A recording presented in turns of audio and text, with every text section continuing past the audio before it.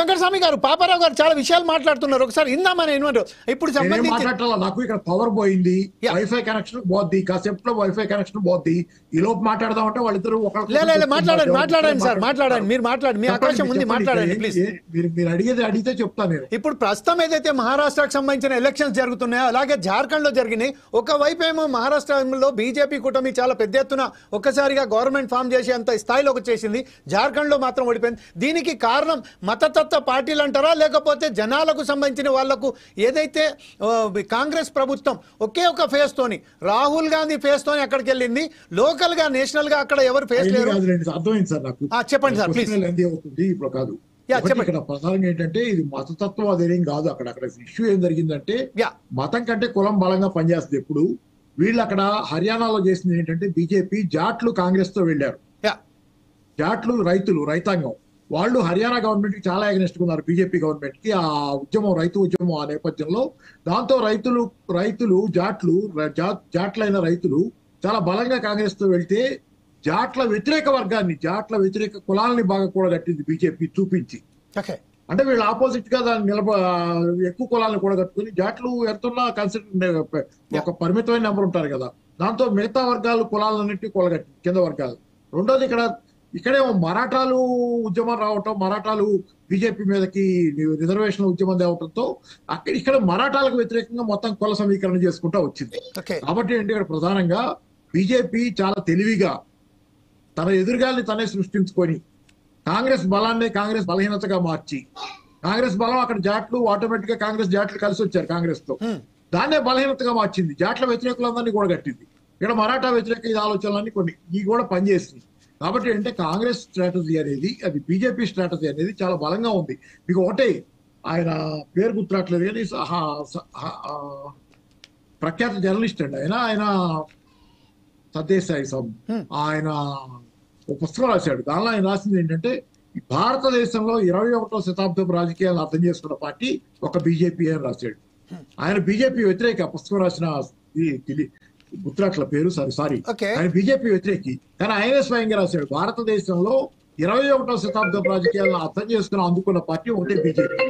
అంటే మిగతా వాళ్ళంతా వెనకబడి ఉన్నారండి స్ట్రాటజిక్ గా వీటిల్లో. అంత మాత్రం జనం సమస్యలకు ప్రతినిధులు కాదని కాదు, కానీ వాళ్ళు స్ట్రాటజిక్ గా ఉండటంలో వెనకబడి ఉన్నారు. అదే కాకుండా చాలా చిన్న పార్టీలు చీల్చినాయి, హర్యానాలో చీల్చినాయి, ఓడిపోయింది. కానీ అక్కడి నుంచి పాటలు నేర్చుకోకుండా జార్ఖండ్ లో ఏదో జరిగింది. కానీ ఇక్కడికి వస్తే మళ్ళీ వంచిత్ బహుజన్ పార్టీ, అది ప్రకాష్ అంబేద్కర్ పార్టీ, అది వేరే పోటీ చేసింది. వాళ్ళు 20 సీట్లు గెలిచారు. చూడండి, చిన్న పార్టీలు అన్ని కలిసి 20 సీట్లు గెలిచారు. అంటే వాళ్ళు ఓడిపోయిన సీట్లు కూడా ఉంటాయి, చాలా పోటీ చేశారు.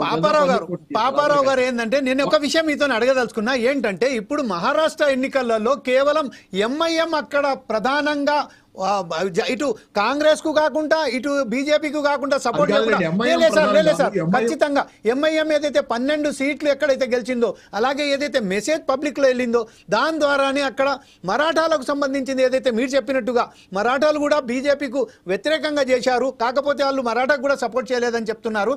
ఈ విషయంలో ఎంఐఎం పాత్ర ఎక్కువ ఉన్నది అని మనకు వస్తున్నది ఇప్పుడు వార్త.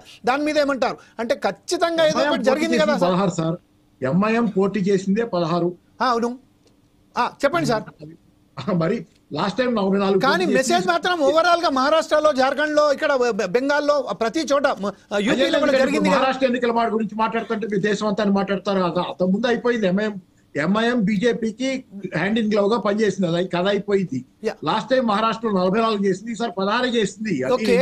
పాత్ర కాదు, ఎక్స్క్లూజివ్ గా దాని పాత్ర కాదు మహారాష్ట్రలో. కానీ మెసేజ్ మాత్రం పోయింది కదా సార్. ముస్లింస్ ఓట్లు మొత్తం కంప్లీట్ గా ఒక సైడ్ అంతా వేస్ట్ అయిపోయినాయి కదా ఇప్పుడు ప్రస్తుతం. అయితే కంప్లీట్ ఎలా పోతాయి సార్? 16 సీట్లు పోటీ చేస్తే 16 సీట్లు పోతాయి. The message has gone to the people.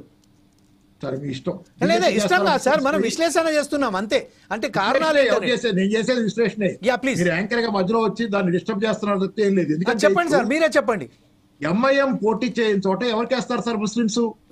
చెప్పండి. 16 చోట్లే కదా ఎంఐఎం పోటీ చేసింది. ఇంకేం డిస్టర్బ్ చేసింది? ఆ 16 చోట్ల డిస్టర్బ్ చేసింది. చేస్తే అదే నేను అంటాను. కానీ కాంగ్రెస్ తోని శివసేన ఉన్నది కదా సార్, బాల్ ఠాకరే పార్టీ ఏదైతే చెప్పరా, ఎంఐఎం ఆఫర్ చేసింది కాంగ్రెస్ పార్టీకి, నేను నీతో కలిసి పోటీ చేస్తాను. కాంగ్రెస్ పార్టీ పొట్టు పెట్టుకోవాలా. అదే ఇప్పుడు మన వెంకటస్వామి గారు చెప్పారు కదా, ఫత్వాలు రిలీజ్ చేశారు వాళ్ళని. ఆ ఫత్వాలు వాళ్ళు ముస్లిం పెద్దలు సార్, ఎంఐఎం కాదు సార్ ఫత్వా పెట్టింది. ఎవరైనా కానివ్వండి సార్, ఒక ముస్లిం కమ్యూనిటీ కదా, కమ్యూనిటీ మాత్రం ఇట్లా చెప్పడం ఎంతవరకు సమంజసం? ముస్లిం కమ్యూనిటీ అంతా ఒకటేనా? అంతా సేమేనా? అంతా యూనిఫామ్ అందరూ ఒకటే? ఎంఐఎం లో ఉండే వాళ్ళు ఫత్వాలు జరిగి అందరూ ఒకటేనా? ఒకటే అని చెప్తలేను సార్, అక్కడ వాళ్ళకు ఒక మెసేజ్ పోయింది కదా. ఎంఐఎం గురించి మాట్లాడుతుంటే ముస్లింలు అంటారు, ఫత్వాలు అంటారు, అది వేరే వ్యవహారం.